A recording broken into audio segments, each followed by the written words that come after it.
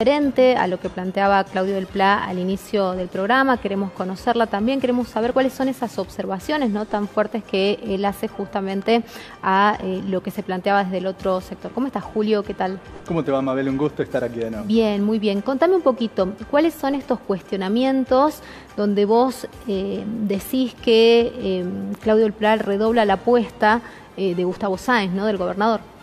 Mirá, acabamos de ver una propaganda en donde el gobierno lo que anuncia es que él se juega por la vuelta a las escuelas. Cuando los docentes vienen de un paro, justamente porque consideran que esa vuelta a la escuela, bajo la pandemia, no solamente ha fracasado en otros países. Vos viste que hoy en día Alemania está cerrando de nuevo no solamente las escuelas, sino toda su actividad económica hasta Semana Santa.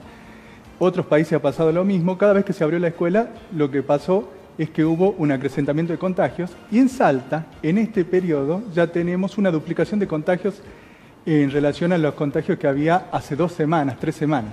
Pasamos de 300, 400 casos hace 3 semanas, ahora tenemos 700 casos promedio por semana. Lo han dicho desde el sector de epidemiología hace unos días. Exactamente, son los datos del Ministerio. Oficiales. Exactamente. Ahora vos fíjate, con estos datos, lo que es obvio es que tenemos una situación que en el marco de la pandemia, la presencialidad educativa va a traer nuevamente una escalada de contagios. Y es parte de una política de apertura económica general que el gobierno quiere imponer al conjunto de los trabajadores, quitando la IFE, abriendo todos los lugares de trabajo, abriendo las escuelas no porque le importe la educación de los niños, eso es una falsedad muy grande. Por ejemplo, el propio del Pla denunció en su momento que hoy en día hay chicos que van a la escuela y no tienen docentes. Pero en vez de sacar la conclusión de que eso demuestra que al gobierno no le importa la educación de los chicos y lo que le importa es que las escuelas sean guarderías masivas para poder mejor mandar a los trabajadores a la presencialidad y en ese sentido acrecentar las posibilidades de contagio, él se pone a pelear por más docentes. Ahora, la docencia ha parado contra eso y lo que reclama históricamente es que esos cargos se cubran, pero no para la presencialidad. Y acá está la trampa. Por Pero ejemplo, ¿no había un interés colectivo, digamos, de docentes y de padres de ir a la presencialidad porque la virtualidad era para ellos casi un fracaso académico? Además de que me imagino que era desgastante por las condiciones que desde todos los sectores se han mencionado, la mala conectividad, la escasez de tecnología en los hogares, la imposibilidad de los padres de supervisar las tareas pedagógicas también en las casas, ¿no? Totalmente. Entonces lo que tenemos es un abismo y otro abismo. Te explico por qué. Porque por un lado la presencialidad nos lleva indiscutiblemente a una escalada de contagios. Y la virtualidad, como el gobierno no garantizó la conectividad para los docentes, para las familias, no cambió el cuadro de hacinamiento familiar en las casas. Vos imaginate, con 3 o 4 chicos en una casa de 2 ambientes, no podés garantizar la posibilidad de que ellos se puedan educar bajo un sistema virtual. Por eso acá hubo 27 asentamientos en todo el periodo de la pandemia que fueron reprimidos. Entonces acá, del fracaso de la virtualidad, no se puede deducir que necesariamente vamos al muere de la presencialidad. Como ambos son sin salida, tanto la virtualidad como la garantizó el gobierno, te iba a preguntar cuál es la solución. Y la presencialidad como la garantizó el gobierno, hay que plantear lo que plantearon los docentes, sin vacunas, sin reforzar el sistema de salud, sin reforzar el sistema de transporte y transformarlo porque es otro gran factor de contagio, sin garantizar otro cuadro social que hasta ahora los gobiernos no han garantizado y por el contrario están evitando tomar ese tipo de medidas. El gobierno ya ha dicho que no quiere cerrar las escuelas, es decir, que son los docentes los que van a pelear por esto en Argentina, y cuando es la conclusión necesaria del desarrollo de la crisis de la pandemia. Entonces, como vos verás, acá hay una situación muy seria y demuestra una ruptura con una tradición de lucha del Partido Obrero, porque después hay otros elementos, que es muy importante que los trabajadores la tengan en cuenta, porque el Partido Obrero se ha dedicado toda la vida, y así ha ganado la autoridad que tiene ante la población, a explicar ante esto sin salida, qué salida tenemos que tener los trabajadores. Y mañana va a haber una asamblea docente provincial, va a ser virtual, y lo que van a discutir es que hoy en día hay 100 escuelas cerradas.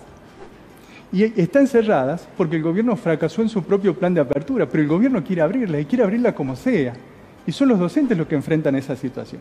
Entonces está en debate para los padres que se dan cuenta que la virtualidad fue un fracaso, pero que entienden que la presencialidad va a otro fracaso, junto con los docentes, discutir un programa de salida y pasa por el reforzamiento de la salud, pasa por la transformación del sistema de transporte, pasa por la vacunación masiva y que no se produzcan las vacunaciones VIP. Es decir, que se vacune a la gente que se tiene que vacunar y de este modo que los trabajadores comencemos a dar una salida. Por eso nosotros hemos planteado que esa posibilidad se va a desarrollar en la medida que los trabajadores comiencen a discutir en sus sindicatos, en los lugares de trabajo, una huelga general. Que en síntesis ustedes plantean que la salida es la presencialidad, pero si hay determinadas condiciones que estén dadas. No, nosotros lo que planteamos, para ser más preciso, si me permitís que me explique mejor, es que bajo un gobierno que no garantiza ni la presencialidad ni la virtualidad bajo la pandemia, lo que tiene que haber es una acción de los trabajadores para garantizar, bajo la deliberación de ellos mismos, docentes, trabajadores, padres, etcétera, ¿cómo se sale de esta? Acá la pandemia no es un accidente, no es una circunstancia. El gobierno nos vendió eso y resulta que la crisis humanitaria que tenemos es fenomenal. La cantidad de pobres, de desocupación, el cuadro social que vamos a tener y que se va a agudizar de cara a esta segunda ola. Permitime un dato. En la primera ola pasamos de 0 a 1000 casos en Salta en el peor de los momentos, un poco más. Ahora tenemos 100 casos promedio por día y ya tenemos el 80% de las camas de terapia intensiva ocupada en la provincia. El sistema de salud está hecho un desastre. No se ha removido el gerenciamiento y la autogestión como sistema de salud aquí. Y por lo tanto, vamos a una debacle sanitaria. ¿Qué tenemos que hacer los trabajadores? Oponerle nuestra propia salida y por eso planteamos el problema de la huelga general. Por eso le planteamos a los trabajadores que en vez de adaptarnos a una situación que nos lleva a un sin salida y que pone en juego la vida de nuestros hijos, etcétera, tenemos que luchar por otra salida. Y para nosotros eso es un gobierno de trabajadores, que es la consigna que históricamente el conjunto de la población ha escuchado del Partido Obrero.